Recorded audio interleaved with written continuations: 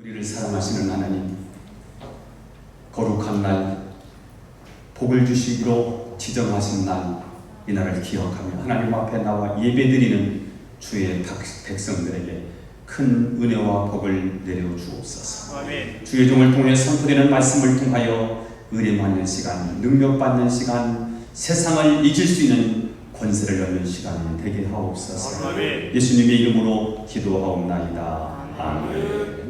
할렐루야. 여러분 사랑합니다. 사랑합니다.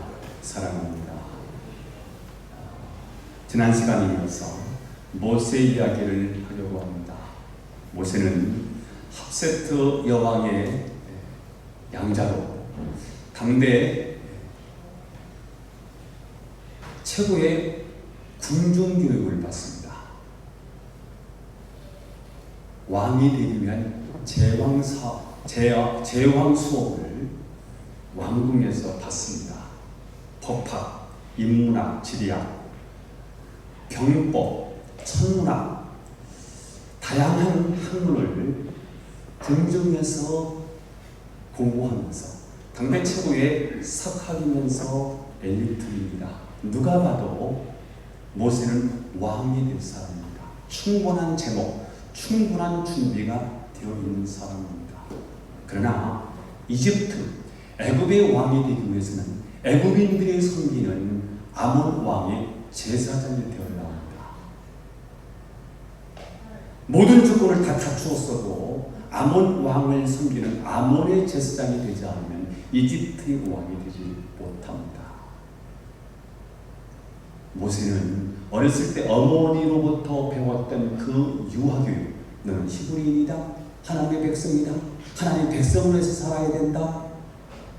어렸을 때부터 어머니로부터 받았던 신앙의 조기 교육을 통해서 가슴속에 하나님이 있습니다. 그 신앙 때문에, 하나님을 믿는 믿음 때문에 왕이 되는 그 왕의 계승을 거절합니다. 그런 중에 이집트 애굽 사람과 히브리 자기 동포와 싸움이 벌어졌습니다. 이 싸움에 모세가 개입을 합니다. 이집트 사람을 쳐 죽이고 모래속에 묻어버렸습니다. 완전 범죄인 줄 알았습니다. 아무도 모르는 줄 알았습니다. 발각됐습니다. 당시 모세의 가장 큰 정적이었던 투토모스 3세가 이 사실을 알고 다윗을 살인자로 모아서 죽이려고 합니다. 수베령에 떨어졌습니다. 더 이상은 모세는 애굽 땅에서 살 수 없는 위치가 됐습니다. 그래서 모세는 정치적인 문제로, 신앙적인 이유로 미디안 광야로 망명을 해야 합니다. 거기서 자기 양이 아닌 장인의 양을 치면서 40년 동안 죄책감에 사로잡히고 미래의 암담한 미래를 생각하면서 절망하고 불안함 가지고 그렇게 살아가고 있었습니다. 그런데 어느 날 양떼를 이끌고 호렙산, 하나님의 산, 그 기슭으로 양떼를 몰고 가는 가운데 그곳에서 이상한 광경을 목격합니다.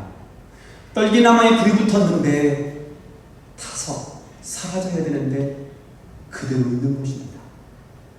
보통 나무는 불이 붙으면 타서 재가 되어서 사라지는데 이 불은 꺼지지 않으면서 재가 되지 않으면서 계속해서 타오르고 있는 것입니다.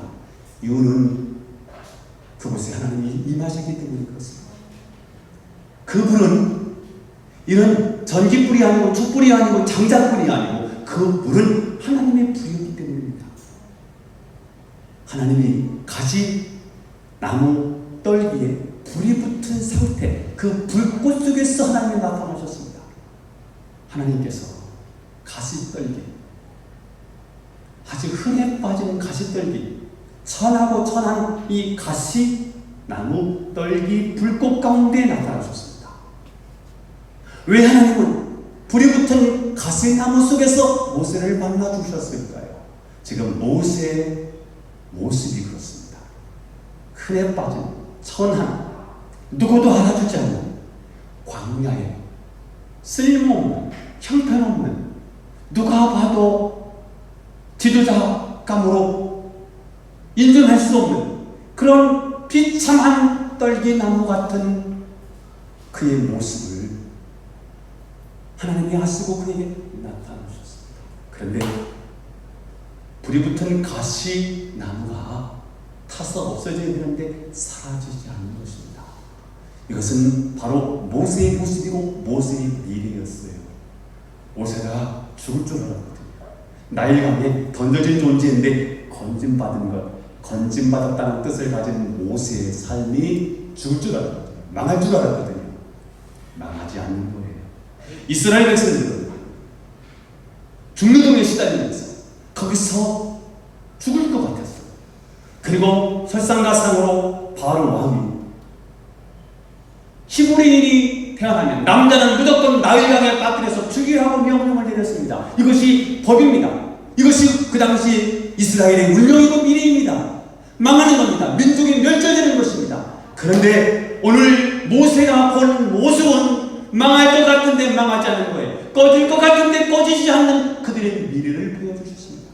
이렇게 하나님을 만난 모세가 하나님의 만남을 통해서 하나님의 사명을 발견했습니다. 해야 할 일이 무엇인지를 발견했습니다.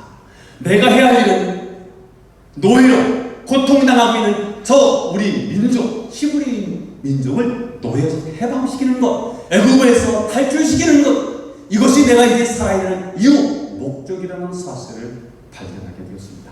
이제 모세는 노예 생활을 하고 있는 이스라엘 백성들에게 찾아가서 이스라엘 백성들에게 하나님의 구원의 계획을 이야기해야 합니다.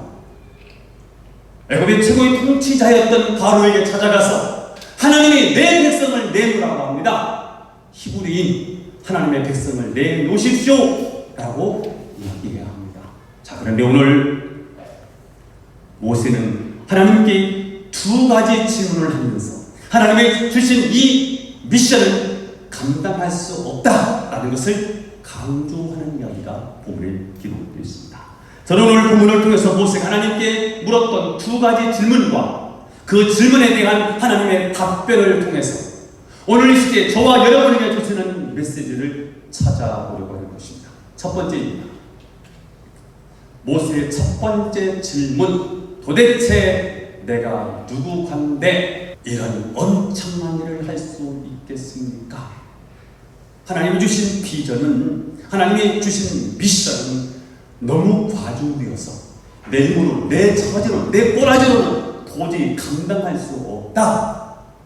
이것을 우리 하나님 앞에 어필하고 싶은 거예요. 못합니다, 안 합니다, 할 수 없습니다 라고 하는 것을 어필하기 위해서, 변명하기 위해서, 빠져나가기 위해서 하나님 앞에 던진 질문이 첫 번째 질문이었습니다. 도대체 내가 누구간데 이런 엄청난 일을 할 수 있겠습니까? 11절을 읽어보겠습니다. 읽어봐요. 시작. 모세가 하나님께 아뢰되 내가 누구이기에 바로에게 가며 이스라엘 자손을 애굽에서 인도하여 내니까. 당시 세계 최고 강대국은 애굽이었습니다.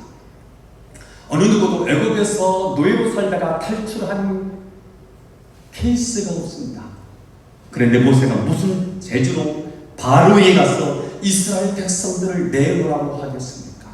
바로 왕이 모세를 보고 너 미쳤구나, 죽으려고 작정을 했구나, 그러면서 모세를 죽이려고 할 것이 뻔한데 이 사실을 알고 모세가 애굽으로 가서 바로 앞에 내 백성을 내놓으라고 할 수 있겠습니까? 더군다나 한 사람이 애굽을 탈출하는 것도 어려운 일인데 한 민족 전체를, 거대한 민족을 애굽에서 탈출시켜서 과연 빠져나올 수 있느냐? 불가능한 일이죠. 그 미션에 비해서 지금 모세에 처해 있는 자신의 모습을 보니까 도저히 감당할 수가 없어요. 자기는 지금 자기 양떼도 아니에요. 신세가요, 차가살이가 되는 겁니다. 40년 동안 그렇게 살아온 거예요. 지금도 양을 트는데 양떼를 이끌고 가는데 보통 힘든 일이 아닙니다. 오늘 서편까지 갔다가 다시 돌아오는 얘기 아닙니까? 자, 광야 이편에서 서편까지 양떼를 몰고 가는 것조차 힘에 겨워 하루하루 사는 것이 굉장히 어려울 상황입니다. 저는 양의 습성이 어떤지를 모르겠지만 우리가 아는 것처럼 이사야서 53장 6절을 보니까 우리는 다 양 같아서 그릇 행하여 각기 제 길로 갔거늘 이라는 표현을 보니까 양의 습성, 양의 특징이 뭔가 했더니 순하기는 한데 말을 안 듣는 거예요. 제멋대로 하는 습성을 가지고 있는 게 양인 것을 알 수 있습니다. 자, 그런데 이것이 수백만의 양떼가 아니고 수백만 명의 사람이라고 한번 생각해 보자고요. 지금 하나님의 계획은 아주 강한 군대를 거느린 장군이나 할 일이지 몇백 명의 양떼를 데리고 쩔쩔 매고 있는 모세가 할 일이 절대 아니라는 사실입니다. 시골에서 폐인처럼 양떼가 치고 있는 모세가 해낼 수 있는 일이냐? 불가능한 일이에요. 그래서 모세의 말이 이거예요. 하나님, 지금 제대로 찾아오는 거 맞습니까? 저도 이렇게 하나님의 미션, 하나님이 주신 이 사명을 감당하려고 하면 이 정도의 능력이 필요하다면 육군 본부에 가셔야지요. 적어도 별들이 놀고 있는 북방부에 가셔서 수천, 수백, 수십만 명을 이끌어가는 그런 군인들, 장군들 속에 가셔서 리더를 찾아내셔야지요. 내 꼬라지를 보세요. 내 영도 아니고 지금 패배주의에 빠졌어. 낮은 자존감에 사로잡혀서 절망 속에 하루하루 이렇게 살아가고 있는 제가 무슨 능력으로, 무슨 힘으로, 무슨 자격으로 제가 이스라엘 백성들 앞에 나서며 바로 앞에 가서 내 백성을 내놓으라고 할 수 있겠습니까? 하나님 번제수를 잘못 찾았습니다. 그것에 대한 하나님의 답이 12절에 기록되어 있습니다. 읽어보겠습니다. 시작. 하나님이 이르시되 내가 반드시 나와 함께 있으리라. 모세의 관문에 대한 하나님의 대답은 내가 반드시 너와 함께하리라 단 한마디였습니다. 하나님이 함께하시면 어느 대장군도 하지 못했던 위대한 구원이 보잘것없는 한 목자를 통해서 이루어진다는 사실을 저는 여러분이 믿게 되기를 축복합니다. 신앙생활은 무엇이냐? 하나님의 능력이 끌어오는 거라고 했어요. 누구를 믿는 거예요? 하나님을 믿는 거예요. 하나님의 하시는 일을 믿는 거예요. 하나님 어떻게 하나님의 위대한 구원의 역사, 하나님의 위대한 이 세상에 하나님 나라 운동을 이끌어가느냐? 하나님이 나와 함께 하신다는 사실을 믿는 그 사람을 통해서 하나님이 지금도 하나님 나라를 이루고 있다는 사실을 저는 여러분이 믿게 되기를 예수 이름으로 축원합니다. 자, 오늘 첫 번째 모세의 질문은 하나님 도대체 내가 누구인데 이 엄청난 일을 할 수 있습니까? 첫 번째 질문이라면 두 번째 질문입니다. 하나님, 당신은 누구입니까? 두 번째 질문입니다. 하나님 음성을 들었거든요. 하나님 만났거든요. 근데 그 하나님 도대체 누구냐? 13절을 읽어보겠어요. 시작. 모세가 하나님께 이르되 내가 이스라엘 자손에게 가서 이르기를 너희 조상의 하나님이 나를 너희에게 보내셨다 하면 그들이 내게 묻기를 그의 이름이 무엇이냐 하리니 내가 무엇이라고 그들에게 말하리이까. 자, 오늘 모세의 질문은 이런 겁니다. 내가 하나님을 만났다고 해서 이스라엘 백성들이 믿어주지 않습니다. 여러분, 우리가 교회 와서 은혜 받고 하나님 살아계심을 체험하고 가잖아요. 남편은요, 몰라요. 인정해주지 않습니다. 내가 하나님 만나서 하나님이 너무 좋은데 세상 사람들은 눈에 보이지 않는 것은 믿지 않습니다. 우리는 믿음의 세계, 보이지 않는 세계, 영적인 세계, 하나님을 만나는 감동과 감격과 하나님의 영광이 우리 가운데 임할 때 가슴 터질 듯한 이 감동이 있지만, 그러나 하나님을 만나지 못한 사람들에게 네가 받은 이야기, 받은 은혜를 말하면 세상 사람들은 그것을 인정하지 않습니다. 수치로 나타나야만 그렇다라는 것을 인정하지, 내가 믿는, 내가 만난 그 하나님을 세상 사람들은 인정하지 않습니다. 너의 주관적인 신앙을 객관화하지 마라. 너가 믿는 하나님을 절대적인 하나님이라고 말하지 마라. 이렇게 세상은 우리에게 요구하는 것입니다. 그래서 모세는 이스라엘 백성들에게 하나님이 나를 너에게 보내셨다 그러면 이스라엘 백성들은 하나님을 믿지 않을 뿐더러 도대체 너를 우리 가운데 보낸 그분이 누구냐? 이렇게 물을 거라는 거예요. 여러분, 지금까지 모세가 믿었던 하나님은 어떤 하나님일까요? 아브라함의 하나님, 이삭의 하나님, 야곱의 하나님이었어요. 구전으로 들었던 하나님이에요. 김 집사님이 이 집사님이 소개해 주었던 간증 속에 있었던 하나님이었어요. 400년 동안 애굽에 살았지만 400년 동안 하나님이 침묵하셨던 그 하나님이었어요. 들어서 알았던 하나님이었어요. 지금 모세는 조상들이 섬겼던 그 하나님을 잘 섬기려고 하다가 지금 쫄딱 망한 거예요. 왕이 될 수 있었지만, 최고의 파라오가 될 수 있었지만, 신앙 때문에 그것을 거부하고 정치적인 문제에 쌓여서 결국 그는 위대한 광야로 망명해 온 거예요. 신앙 때문이에요. 그리고 지금 자기 양이 아닌 장인 어른의 양을 치면서 처가살이를 하고 있는 거예요. 처지가 굉장히 처량하고요, 딱합니다. 높이 올라갔다가요, 한순간에 곤두박질 쳐서 지금 미디안 광야에서 남의 양을 치고 있는 모세입니다. 모세가 모든 것을 내려놓고 양을 치면서 굉장한 고뇌, 굉장한 고민 속에서 하나님 앞에 질문했을 거예요. 하나님, 당신은 누구입니까? 내가 이렇게 하나님 때문에 하나님 영광을 위해서 살다가 하나님의 영광을 드러내려고 하다가 내 처지를 보십시오. 내 꼬라지를 보라고요. 하나님, 나와 보시지요. 침묵만 하지 마시고 내 앞에 한번 나와 보시지요. 도대체 하나님, 당신은 누구입니까? 이 질문은 모세의 질문이기도 하고 그동안 노예 생활을 하고 있는 이스라엘 백성들의 질문이기도 하고 오늘 예수 믿는 저와 여러분의 질문이기도 할 것입니다. 하나님, 도대체 당신은 누구입니까? 당신 이름이 뭡니까? 그래서 오늘 하나님은 이 질문에 대한 답변을 내가 누구다 하고 알려주시는 이야기가 오늘 본문에 기록되어 있습니다. 두 가지 얘기를 할 거예요. 도대체 하나님, 당신은 누구입니까? 나는 스스로 있는 자, 곧 여호와 야훼 하나님이다. 한번 따라서 해보겠습니다. 나는 스스로 있는 자. 나는 누구예요?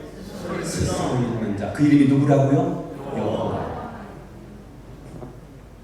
14절을 읽어볼 거예요. 14절 시작. 하나님이 모세에게 이르시되 나는 스스로 있는 자니라. 또 이르시되 너는 이스라엘 자손을 이같이 이르기를 스스로 있는 자가 나를 너에게 보내셨다 하라. 자, 여기 스스로 있는 자라고 하는 말은 누구에 의해서 지음받은 자가 아니고요, 피조물이 아니라는 거예요. 그리고 사람의 필요상 만들어낸 신도 아니고요, 스스로 계신 자존자라는 말이에요. 스스로 계신 거예요. 이 땅의 모든 피조물은 타존입니다. 스스로 있는 건 없어요. 누가 만들었든지 어떻게 과정을 통해서 누구에 의해서 생겨난 거예요. 자존하신 분은 오직 하나님 한 분밖에 없어요. 이 사실 믿으세요? 나머지는 다 타존이에요. 누구에 의해서 세워졌고 누구에 의해서 만들어졌고 누구에 의해서 있는 거예요. 타존이에요. 유일하게 자존하시는 분은 누구라고요? 저와 여러분의 하나님이신 줄 믿습니다. 자존한다는 말은 그러니까 우리 있기 전에 계셨던 거예요. 맞아요? 자존한다는 말은 우주가 생기기 이전에 계셨던 분이에요. 맞습니까? 그러니까 그분은 자존하시니까 누군가가 있다고 해서 있는 게 아니에요. 누가 없다고 해서 없는 게 아닙니다. 하나님 안 계셔. 많은 사람들이 하나님 안 계셔. 그런가 할지라도 자존하시는 분은 계실 수밖에 없는 거예요. 믿어요, 안 믿어요? 믿지요? 그게 스스로 계신 자라는 거예요. 그러면 그 하나님이 왜 안 보일까요? 왜 안 보여요? 너무 커서 안 보여. 보여, 안 보여요? 안 보여. 너무 크면 안 보여. 이해되나요? 너무 멀리서 안 보여. 여러분, 하나님이 만드신 세상은 이 지구에 국한되어 있지 않아요. 이 지구 커요, 작아요? 굉장히 커요. 여기 제주도 안 갔다 온 분 계실까요? 혹시? 손들어 보세요. 보내드릴게요. 제주도 보내드릴게요. 가는 비행기 값이 요즘 보니까 23,000원이더라. 왕복 5만원이 있는데 안 갔다 오시면 손들어봐. 5만원 드릴게. 다 갔다 왔네. 아, 제주도는 다 갔다 왔고. 자, 그럼 개성 갔다 온 분 손들어 보세요. 개성은 안 갔다 오셨겠지. 여러분, 우리가 코앞에는 개성도 못 가요. 안 가봤어. 천원 다녀오신 분, 천원. 대한민국입니다. 여러분, 대한민국을 다 가지 못하고 죽어요. 5대 6대주 굉장히 넓습니다. 그런데 우주의 세계에서는 지구는 점도 안 돼요. 점도 안 돼요. 지구보다 더 큰 별들이 수십 개가 모여야 한 은혜를 형성한다니까. 이 은하가 지구보다 큰 어마어마한 이 별들이 수십 개가 모여 한 은하를 형성하고, 은하가 수십 개, 수백 개가 모여야 우주가 형성되는 거라니까요. 이 지구에서 가장 멀리 떨어져 있는 별을 천문학자들이 발견했어요. 케네스 메이저스라고 하는 이 별인데요. 지구보다 얼마나 더 크냐 하면 7,000배가 아니고요. 7,000조배. 아세요? 7,000조만 해도 어마어마한 거 아닙니까? 7,000조배예요. 점이라면, 지구가 점이라면 그 별은, 메이저리스라고 하는 별은, 메이저리스라고 하는 별은 에베레스트는 그보다 큰 거예요. 뭐가요? 별 하나가 지구보다 7,000조 배가 커. 얼마나 멀리 떨어져 있냐면, 제가 언제 태양계를 바로 넘어서 가장 가까이 있는 별을 프록시마라고 소개를 했어요. 프록시마가 비행기를 타고 프록시마까지 가는 시간이 며칠 걸린다고 했죠? 이게 4.3광년이야. 4.3광년. 1광년은 빛이 1년 동안 가는 거리를 1광년이라고 하는데, 빛은 똑딱하면 30만 킬로를 가. 30만 킬로가 얼마나 머냐면 지구를 7바퀴 반을 돌아. 그 속도로 똑딱하면 벌써 지구를 7바퀴 반을 돌아서, 이게 빛의 속도야. 1초가. 근데 이것을 1년 가는 거리, 이게 1광년이에요. 프록시마라는 별이 지구에서 얼마나 멀리 떨어졌나 했더니 4.3광년인데, 4.3광년을 비행기를 타고 가는 거리를 계산을 했더니 510년이 아니고 510억 년이 걸렸다는 거예요. 프록시마 4.3광년이. 그런데 메이저스라고 하는 이 별은 얼마나 멀리 떨어졌냐면 4,892광년이 되는 거예요. 계산이 나와요? 계산이 안 나와요? 고개 좀 저어봐. 어마어마한 거예요. 별 하나가 그렇게 멀리 떨어져 있어. 자, 그러면 이 우주를 누가 만드셨을까요? 우연히 생겨난 거 아닐까요? 여러분, 이 우주 만물을 창조하신 분이 전능하신 하나님 아버지인 줄 믿습니다. 이 하나님은 얼마나 크실까? 얼마나 멀리 계실까? 우주 안에 계실까? 우주 밖에 계실까? 당연히 우주 밖에 계시겠지요. 피조물 안에 계실까? 피조물 밖에 계실까? 당연히 피조물 밖에 계시겠지요. 그러면 하나님은 도대체 얼마나 멀리 떨어져 있는 분이실까? 하나님은 얼마나 크신 하나님이실까? 가히 상상할 수 없는 거죠. 이분을 가리켜서 하나님의 당신을 소개하기를, 나는 누구냐? 나는 스스로 있는 자다. 타존이 아니에요. 자존이라는 스스로 있는 거예요. 이분이 되신 거예요. 이분이 저와 여러분의 하나님인 줄 믿어요. 이분이 저와 여러분의 하나님이신 줄 믿습니다. 애굽에는 수많은 신들이 있습니다. 전부 다 인간이 이름을 지어준 신이고요. 인간 관계에서 만들어진 신들입니다. 가령 이집트의 신들의 이름은, 이집트의 신 가장 대표적인 신이 누구일까요? 나일강이에요. 이걸 첫 번째 신을 꺾어버리잖아요. 이 신이었어요. 바리도 메뚜기도 이게 다 신이었어요. 그들이 섬기는 신이었어요. 바울도 신이고요. 태양, 파라오입니다. 그래서 파라오가 태양의 아들이라는 뜻이지 않습니까? 그들에 의해서 만들어진 신들이. 그러나 하나님은요, 하나님은 만든 신이 아니에요. 스스로 계신 자존하신 분이세요. 이분이 온 우주 만물을 창조하신 줄로 믿습니다. 제가 오늘 이 설교 중에 2주 걸렸어요. 묵상하고 우리 교인들한테 하나님을 본문에 나와 있는 하나님을 어떻게 소개할까?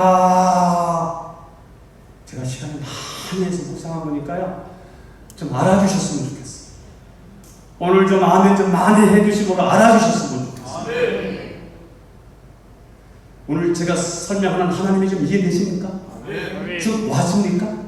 내가 믿는 하나님이 좀 이렇게 위대하고 이렇게 크시고 이렇게 거룩하신 하나님이라는 사실이 믿어집니까? 하나님이 안 믿어지니까요, 진노했다는 거예요. 창조물이 아니고 진노의 산물이라고 말하기 시작해요. 무에 아무도 없어.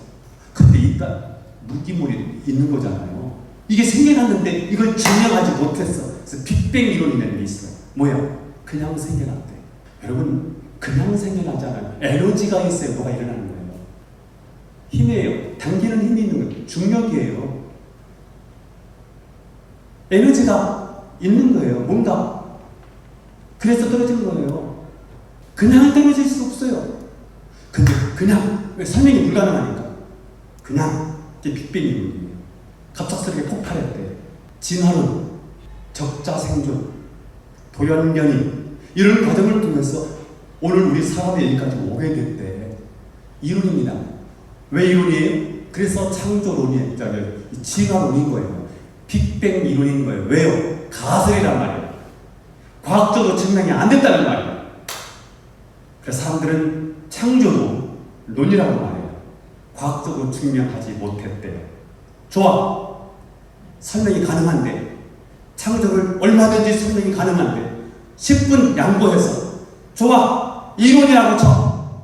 그러면 어차피 창조론도 이론이고 진화론도 이론이라면 설명되지 않는 빅뱅 이론, 진화 이론을 믿겠습니까? 아니면 간단하게 전능자가, 지존자가 에너지를 주어서 우리를 만들었다고 믿는 창조론을 믿겠습니까? 저는 여러분 모두가 이 자리에 앉아 계신 분들은 어차피 이론을 믿는 거라면 창조론을 믿는 여러분이 되기를 축복합니다. 여러분 한번 생각해 보세요. 자연 현상을 보면서도요, 하나님의 솜씨가 느껴지지 않습니까? 들판에 피어있는 들꽃을 보면서도 하나님의 살아계심이 느껴지지 않습니까? 사계절이 어김없이 오는 모습을 보면서도 하나님의 창조의 오묘한 솜씨가 느껴지지 않습니까? 여러분, 이 지구가 태양주위를 돌면서 시간을 만들어낸다는 사실에 대한 이 비밀을 어떻게 풀을까요? 시간이 뭐예요? 시간이 어떻게 만들어지는 거예요? 지구가 하루에 한 바퀴씩 자전해. 그리고 태양을 중심으로 이렇게 한 바퀴 돌아 공전이, 자전과 공전을 통해서 1년 365일을 만들어내면서 우리 인생을 이 시간에 묶어뒀다는 사실, 이 공간에 묶어뒀다는 사실이요. 이거 기가 막힌 거죠. 제가 언제 그런 얘기도 했잖아요. 여자의 생리가 뭐에 맞춰놨어요, 하나님이? 달력에 맞춰놓은 거예요. 음력에 맞춰놓은 거예요. 달은 지구를 향해서 또 자전하면서 또 한 바퀴씩 돌아. 요 사이클로 여자의 생리를 맞춰놨어요. 기가 막히지 않아요? 생각하면 생각할수록 하나님의 신묘 막측하신 하나님의 위대한 솜씨가 느껴지지 않습니까? 주 하나님 지으신 모든 세계 내 마음 속에 그리어볼 때 하늘의 별 울려 퍼지는 내성 주님의 권능 우주의 찬내 느껴지지요? 아마 모세가 이스라엘 백성들에게 스스로 존재하는 분이 나를 보내셨다고 말하면 이스라엘 사람들은 처음 듣는 이름이라고 이야기했을 거예요. 그러나 곧 그 이름의 진가가 밝혀져요. 하나님은 10가지 재앙을 통해서 스스로 존재하지 않는 모든 신들을 징벌하기 시작해요. 하나님은 스스로 계신 분이세요. 근데 세상의 신들이죠. 세상의 신들은 스스로 존재하지 않았어요. 다 타종이에요. 스스로 존재하지 않는 모든 신들을 10가지 재앙을 통해서 다 꺾어내셨어요. 그래서 우리는 구태여 우리가 하나님을 증명해낼 필요가 없어. 하나님 스스로가 당신이 증명해 가세요. 그분은 자존자이신 것을, 그분은 살아계신 하나님인 것을 증명해 주십니다. 여러분이 믿는 하나님은 누구이십니까? 스스로 계신 분입니다. 전능하신 하나님이십니다. 그분이 나의 하나님, 나의 구원자이십니다. 그분이 여러분을 자녀로 삼으시고 축복하십니다. 그러므로 우리가 해야 될 일이 뭐예요? 그분의 위대하심을 노래하고 찬양하는 거예요. 주님의 높고 위대하심을 내 영혼이 찬양하네.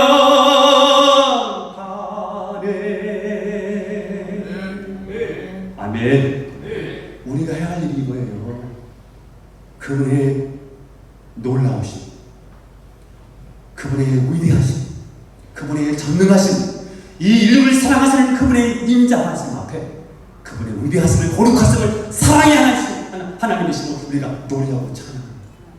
이거 우리가 해야 할 일이에요. 자, 두 번째, 하나님은 누구이실까? 하나님, 당신은 누구이십니까? 우리 속에 거하시면서 내 삶을 인도하시는 하나님. 시작! 우리 속에 거하시면서 내 삶을 인도하시는 하나님. 구약학의 저명한 학자인 김홍전 박사가 오늘 본문을 원어학적으로 너무 잘 풀이해 주었습니다. 스스로 있는 자라는 말이 히브리의 원문 예흐에 아세르 예흐에 이렇게 되어 있습니다. 히브리어로 되어 있습니다. 원래 원본 성경은 히브리어로 되어 있어요. 자, 그런데 BC 3세기경에 전 세계를 통일했던 알렉산더의 후계자들이 두 편으로 나눠져요. 위에는 셀루크스 왕조, 밑에는 프톨레미아 왕조로 나눠지는데 프톨레미아 2세가 3세기경에 이집트 쪽에 알렉산드리아라는 도시를 건설하면서 유대인들이 많이 이민해 와서 사는데 100만 명이 알렉산드리아라고 하는 도시에서 살게 된 거예요.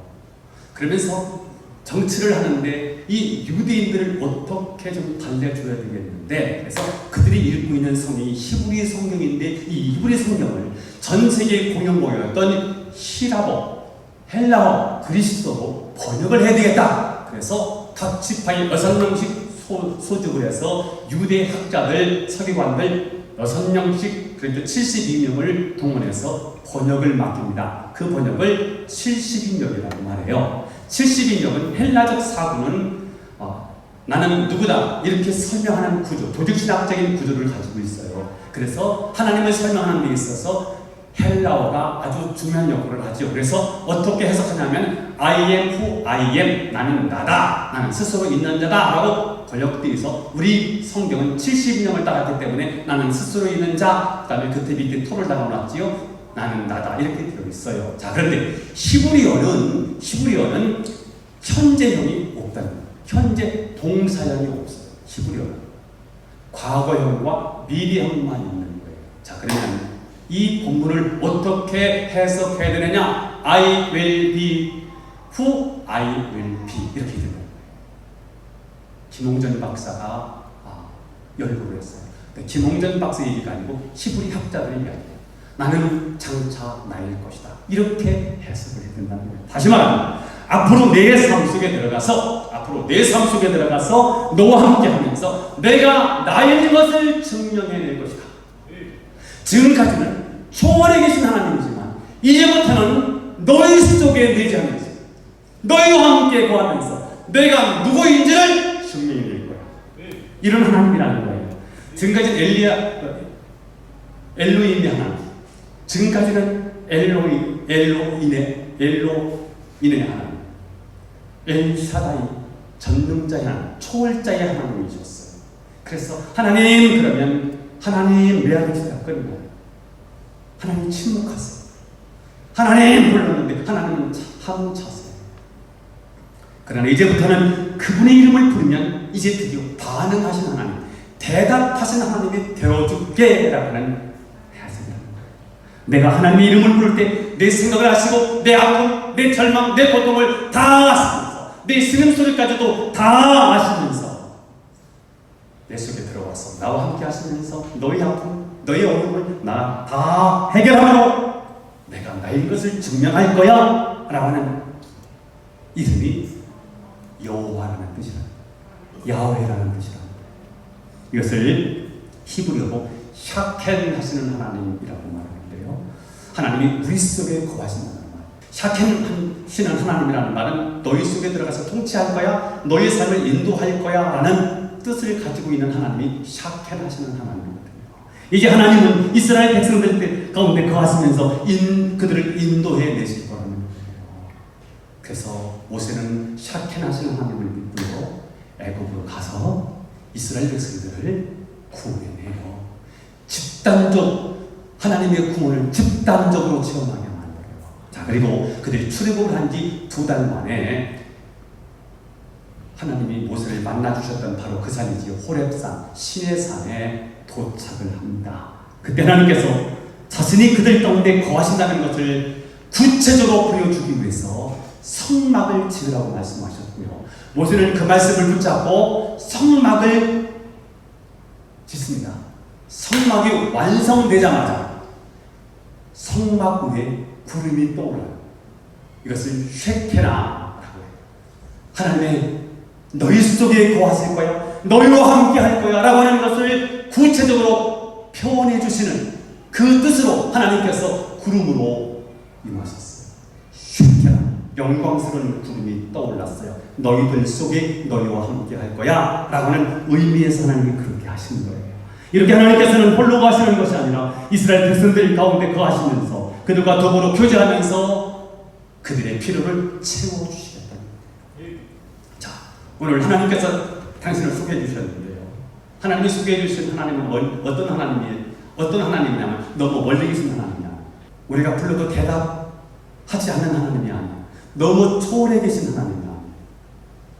너희 속에 거하셔서 너희와 함께 하시겠다는 거예요. 너희 속에 들어와서 샤켄 하시는 하나님, 인도하시는 하나님이라는 거예요. 샤켄 하시는 하나님은 그들을 홍해 앞으로 인도했어요. 그래서 애굽의 잔재를 청산하게 하셨고요. 광야로 이끌어서 하늘에서 만나가 내리고요. 바위를 쳐서 생수를 내게 해서 40년 동안 그들이 굶어 죽지 않도록 인도하세요. 뭘 경험하게 하세요? 하나님이 하나님이신 것을 경험하게 하세요. 하나님의 창조주 하나님이신 것을 경험하게 하세요. 그리고 그들을 마침내 훈련을 받아내는 어떤 훈련이죠? 하나님이 하나님이시다. 하나님은 전능하신 하나님이시다. 하나님은 창조주 하나님이시다. 그 하나님 우리를 사랑하시고 우리를 이렇게 인도하시는 하나님이시다 라는 것을 훈련시킨 다음에 젖과 꿀이 흐르는 가나안 땅으로 그들을 이끌어 오셨어요. 자, 이렇게 이스라엘 백성들을 축복해 주셨던 그 하나님이 다시 구체적으로 사람의 몸을 입고 이 땅에 오셨습니다. 그분이 오셔서 3년 6개월 동안 사역을 통해서 하나님이 누구인지를 소개해 주셨어요. 하나님은 누구이십니까? 하나님은 절망과 좌절에 빠져있는 자들에게 희망을 주었어요. 굶어 죽는 가난한 사람들에게 먹을 것을 제공하면서 하늘의 비전을 갖게 만들어 주었어요. 죄와 사망에 묶여있는 자들, 어둠과 저주에 사로잡혀 있는 이들에게 예수 그리스도의 복음을 통하여 해방시켜 주시고, 죄에서 해방시켜 주시고, 저주에서 해방시켜 주시면서 하나님이 누구인지를 증명해 주셨어요. 그리고 당시 인류의 모든 죄를 다 뒤집어 쓰고 저 골고다 언덕에 올라가셔서 십자가에 못 박혀 피 흘려 죽으시면서 우리의 모든 저주와 재앙을 거기서 다 도말하시고 3일 만에 부활하신 줄로 믿습니다. 3일 만에 부활하신 주님이 제자들에게 나타나셔서 약속하셨습니다. 또 다른 보혜사를 너에게 주겠다. 내가 보혜사예요. 예수님이 보혜사셨어요. 돕는 자셨어요. 파라클레토스예요. 돕는 자예요. 너희의 연약함을 내가 도우러 왔어. 너희의 죄 문제를 해결하러 왔어. 내가 보혜사야, 보혜사. 그러나 나와 똑같은 또 다른 보혜사를 너희에게 주사. 알로스 파라클레토스. 나와 같지만, 나와 하나지만, 그러나 좀 다른 보혜사 성령을 너에게 보내주시겠다고 약속을 해주셨어요. 그것이 요한복음 14장 17절에 나와 있습니다. 읽어보겠습니다. 시작.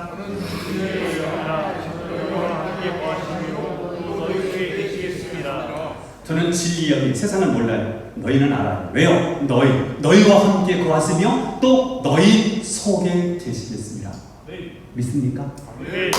하나님 우리 속에 계시는 방법이 이렇게 큰 축복이라는 거예요. 영으로 육체로 우리 안에 들어오실 수 없으니까 이분이 죽으셔서 우리 인생 문제를 해결하시고 그분의 이름으로 보내신 성령, 그분을 믿으면 하나님의 성령, 그리스도의 영, 그 이름으로 보내신 성령, 진리의 영이 우리 속에 들어오신다는 거예요. 왜? 우리와 함께 하시고 우리를 해방시키고 우리를 축복해 주시기 위하여. 18절을 읽어봐요. 시작. 내가 너희를 고아처럼 버려두지 아니하고 너희에게로 우리를 고아처럼 내버려두지 않겠다는 거예요. 우리에게는 온 땅을 창조하신 전능하신 하나님 아버지가 계세요. 그분이 성령으로 우리 안에 계시다는 거예요. 혼자가 아니에요. 성령으로 함께 하시는 거예요. 이제 그분과 함께 그분을 의지하고 사는 것이 우리의 능력인 거예요. 그분 우리 속에 거하시면서 이제 하나님이심을 증명해 가실 거예요. 고와 같이 너희를 버려두지 않으리 내가 너희와 영원히 함께하리라. 성령이 오셨네, 성령이 오셨네, 내 주에 보내신 성령이 오셨네. 우리 인생 가운데 진히 찾아오셔서 그 나라 꿈꾸게 하시네. 성령이 이렇게 하십니다. 고와 같이 버려두지 않아. 너의 영원히 함께하라. 누가 보내셨어요? 내 주에, 내 주님이 당신의 이름으로 보내셨어요. 누가 보내시느냐? 하나님이 보내셨어요. 누구 이름으로 보내시느냐? 예수님 이름으로 보냈어요. 우리 인생 가운데 이제 친히 찾아오셔서 그 나라, 하나님 나라를 꿈꾸게 하십니다. 코로나로 전 국민이 힘들어요. 가게도 힘들고 학교도 못 가고 스포츠도 못 하고 올림픽도 연기되고요. 다 힘든데 교회도 마찬가지예요. 오늘 우리 지역에 이렇게 점점 어둠이 우리를 향해서 좁혀하는 것 같은 그런 두려움이 원습해왔어요. 목사로서 굉장히 고민을 많이 했습니다. 어떻게 할까? 제가 지난주에 우리 김종숙 장로님이 기도하시는 가운데 그런 기도를 하셨어요. 코로나 백신이 금년 말 내년 초에 백신이 개발된다 할지라도 우리에게로 이 백신이 오기까지는 1년, 2년이 더 걸린다고요. 그러면 앞으로 2년, 3년은 코로나가 있는 거구나. 제가 1년, 일주일 동안 내내 이 고민에 빠졌습니다. 그러면 코로나가 물러가기를 위해서 기도만 했고 코로나가 물러갈 것을 기다리면서 아무것도 안 하고 올 수도 있거든요. 그러면 2년 동안 예배 안 드리면 교회 문 닫습니다. 중고등부, 청남부, 아동부 문 닫습니다. 이제는 어떻게 접근해야 되겠느냐? 코로나가 일상이구나. 코로나는 우리 생활 속에 있는 거구나. 이렇게 제가 결론을 내렸습니다. 그러면 우리 교회는 코로나의 발원지가 아닙니다. 코로나의 발원지는 다른 곳에 있습니다. 식당이든지 가정이든지 다른 쪽에 있습니다. 여기는 발원지가 아닙니다. 위험하기로 말하면 학교가 위험합니다. 위험하기로 말하면 식당이 위험합니다. 위험하기로 말하면 클럽이 위험합니다. 교회는 위험하지 않습니다.